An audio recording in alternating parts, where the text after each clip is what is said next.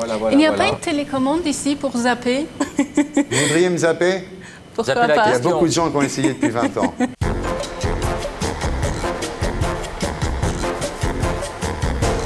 Donc, Charlotte Javan, vous êtes née en Iran en 1967. Vous vivez depuis plus de 10 ans à Paris, où vous avez étudié l'anthropologie. En 2002, vous avez publié un premier roman chez Autrement qui s'appelait « Je viens d'ailleurs ». En 2003, un pamphlet contre le voile qui s'appelle « Bas les voiles ». Ah, mais je l'ai lu, d'accord. Ok, je viens de le lire. Ah ouais. C'est ça. On va en parler. Et aujourd'hui, un deuxième roman chez Sabine Vespizer qui s'appelle « Autoportrait de l'autre ». Alors avant de venir à ce dernier roman, effectivement, je voudrais revenir un petit peu sur le voile. Vous êtes satisfaite, là, il va y avoir une loi maintenant, c'est ce que vous vouliez, non?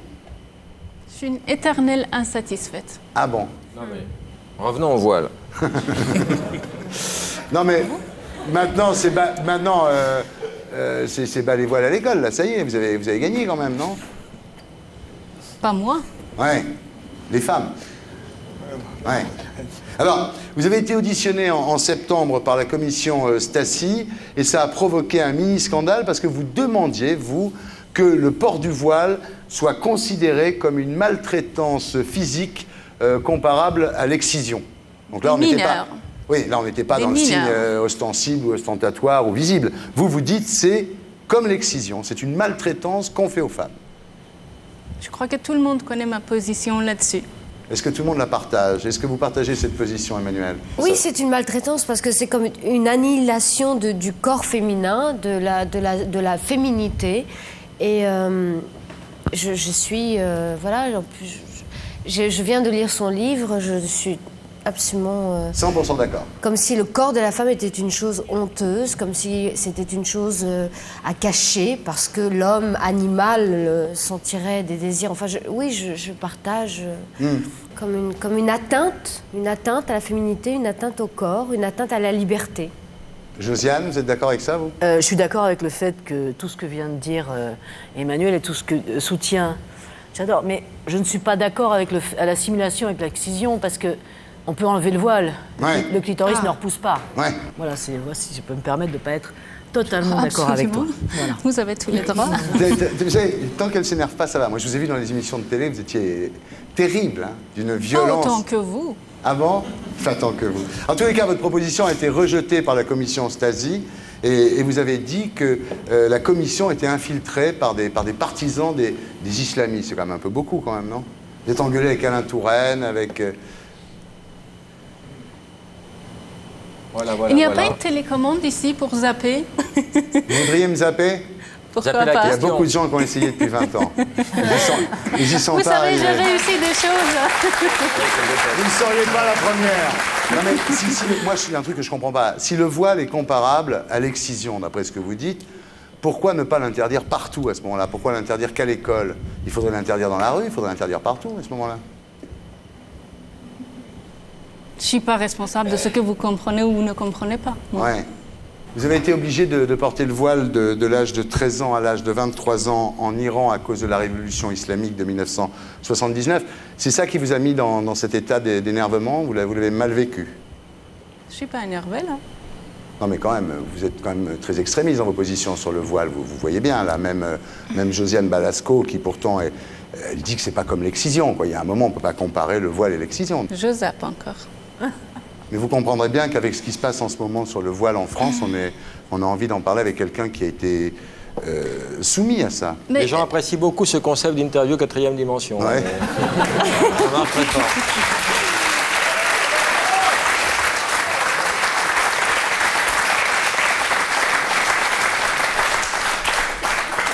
Donc au-delà du voile, Charlotte, vous n'êtes pas très tendre pour l'islam. Vous dites que c'est une religion qui n'a pas encore intégré la laïcité, les droits de l'homme et l'égalité des sexes. Alors, pour vous dire, je pense qu'il faudrait désacraliser les dogmes islamiques. Aujourd'hui, on peut faire marcher à quatre pattes le pape. Personne ne serait condamné à mort. Voilà. Il faudrait désacraliser les dogmes islamiques et cela doit venir de la part des intellectuels d'origine du monde musulman. Voilà. Je crois que c'est clair. Pour que dans le monde islamique, les dignitaires religieux puissent admettre qu'il peut y exister des gens d'origine musulmane, athées, agnostiques, non-croyants, non-pratiquants, des êtres humains qui ne se définissent pas spécialement comme musulmans ou musulmanes.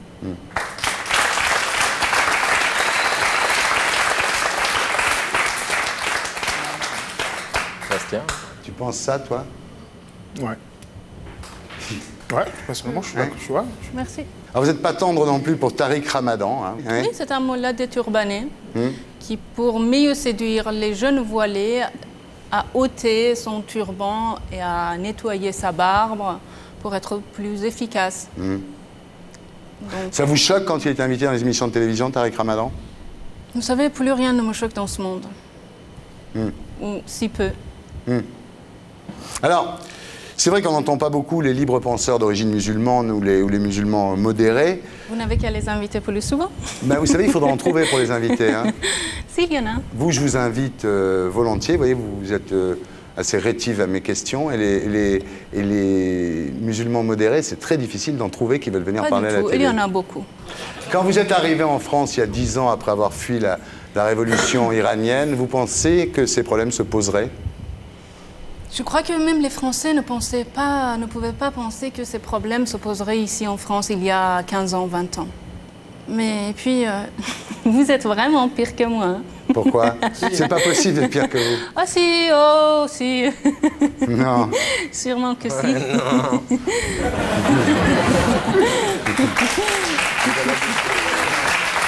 que lui, n'est-ce pas? Pire que lui, c'est pas possible. On est bien d'accord. Ah oui, t'es d'accord avec elle, toi? Je suis comme je suis et je n'ai pas à négocier mon être. Moi, ça me bat. Tant mieux pour vous. Alors, Charlotte Javan, vous êtes issue d'une famille autrefois très riche. Votre père était un seigneur de l'Azerbaïdjan qu'on appelait Pacha Khan. Et c'est quand il y a eu la révolution que vous avez été obligé de vous réfugier avec votre famille dans un appartement à Téhéran et abandonner tout ce luxe. Une famille très ancienne, Ouais. une aristocratie qui n'existe plus. Et c'est vrai que vous avez quelque chose d'aristocratique comme dans votre façon de me parler, par exemple. Je suis d'accord. Je sais pour rien. Ouais. J'ai l'impression des fois d'être avec le baron Seyer ou des gens comme ça qui vous parlent toujours un peu... Pas du tout. Mais moi j'ai l'habitude, vous savez, je suis un fils de pauvre, j'ai l'habitude. Mais j'ai connu m'as la fait pauvreté. Je sais que vous avez connu la pauvreté, oui. Quand vous êtes arrivé à Paris, vous étiez dans une chambre de bonne. Voilà. Vous faisiez des petits boulots pour payer vos cours à l'université. Et je donnais aussi des cours de mathématiques et de chimie parce que j'étais très bonne élève. Voilà. Vous êtes très contente de vous quand même, hein? Pas autant que vous. Ah non. Alors ensuite... Qu'est-ce qui se passe maintenant? T'as vu? Hein, t'as vu? Il y a une connivence qui s'est installée. Et finalement... C'est comme dans les films On américains. ne vous ça, oublie pas. Ah, non, mais moi j'ai un copain, tout va bien. Pipo et Mario font de la télé, il y en a un qui fait le clown, l'autre qui met les francs. Pourquoi vous avez fait une dépression à ce moment-là? Alors, Quand ça? Bah, je sais pas, au moment des petits boulots, de l'université, vous êtes obligé de... Parce que quand on arrive en France et qu'on est des pays de tiers-monde et qu'on ne parle pas la langue et qu'on ne connaît personne avec son sac à dos plein de vide, et, les choses sont très très dures. Donc dépression, thérapie, et finalement l'écriture a été un petit peu la continuité de votre psychanalyse. Oui. Alors, vous avez déjà fait donc 2 livres, on l'a dit. Aujourd'hui, vous publiez Autoportrait de l'autre chez Sabine Vespizer. Alors, c'est l'histoire d'un homme qui va mourir, un grand photographe de guerre, qui revoit sa vie et qui s'avoue enfin sa vérité. Il est devenu photographe de guerre complètement par hasard au Vietnam en 1966. Et puis la guerre, pour lui, est devenue une drogue, l'adrénaline nécessaire à sa vie. C'est devenu ses souvenirs. Et c'est vrai, parce que souvent ici, on a reçu par 3 fois des photographes de guerre qui nous disaient ça, qui nous disaient à quel point, finalement, la vie n'avait plus de sens quand ils n'étaient pas sur les zones de combat. À 18 ans, comme j'étais en Iran, il y avait la guerre d'Iran-Irak, je me suis déguisée en garçon, car je me déguisais souvent en garçon pour voyager. Et je suis allée voir la guerre. Et ça m'a marquée, je crois, et voilà. Mais moi, je ne dirais pas ce livre à la vie d'un photographe de guerre, c'est la vie d'un homme. Et cet homme n'est personne d'autre que moi-même. Ah oui, parce que justement, j'étais fasciné par le transfert de de personnalité entre vous et lui, et en fait, c'est vous. J'ai toujours voulu être un homme. Ouais. Je disais que je suis un garçon. Quand j'étais petite, j'étais dans le jardin d'enfants et je jouais avec les garçons, toujours avec les garçons. Et j'étais la seule à faire sur le balançoire le tour complet comme ça. Et je refaisais, je revenais. Alors les garçons n'étaient pas contents, bien sûr. On s'est bagarré, ils m'ont jeté par terre. Vas-y, toi, tu es une fille, va jouer avec les filles. Et je dis non, je suis un garçon. Il me dit, mais non, tu n'es pas un garçon. Si tu es un garçon, montre-nous. Zizi en persan, ça se dit doudoul. Montre-nous ton zizi. Et alors, j'ai dit, ben, c'est trop facile. Vous non plus, vous n'êtes pas des garçons. Si vous êtes des garçons, montrez-moi vos zizi. Ils ont tous enlevé leurs petites culottes, ils m'ont montré leurs zizi. Et voilà, maintenant, à toi, montre-nous ton zizi. Alors, j'étais prête à tout pour en avoir un et monter à ces petits cons. Et j'ai dit, je suis un garçon. J'ai un zizi, mais je ne vous le montre pas. Et je suis partie. Et pour dire que j'ai toujours voulu être un homme, j'ai toujours vécu comme un homme. Et il m'a fallu longtemps de prendre conscience que je suis une femme et accepter ma féminité. Ah oui. Mais alors justement, et effectivement, le fait d'être né en Iran et dans un pays musulman, donc ça aide pas. Quand on est garçon manqué, on devient vraiment un garçon. Vous dites que c'est vous le personnage du roman, mais quand par exemple il parle de l'échec de sa vie de couple, un soir il découvre en rentrant que sa compagne écrit à son amant, sans culotte, et ça l'énerve beaucoup, et il la viole. Oui, j'ai toujours... Il donne un coup de doudoule, ça n'a rien à voir. Il fait l'amour violemment, disons. Oui, et j'ai toujours... oui, j'ai toujours imaginé quel est le plaisir de l'homme dans l'acte sexuel. Et j'ai toujours... oui, ça m'arrive souvent, ça m'arrivait très souvent de penser quel serait, dans cet acte de l'amour, quel est le plaisir de l'homme. Qu'est-ce qu'il sent, lui?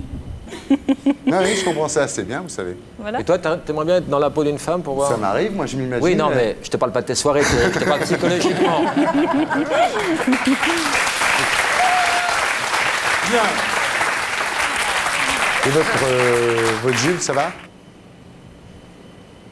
Très bien. Ça recommence.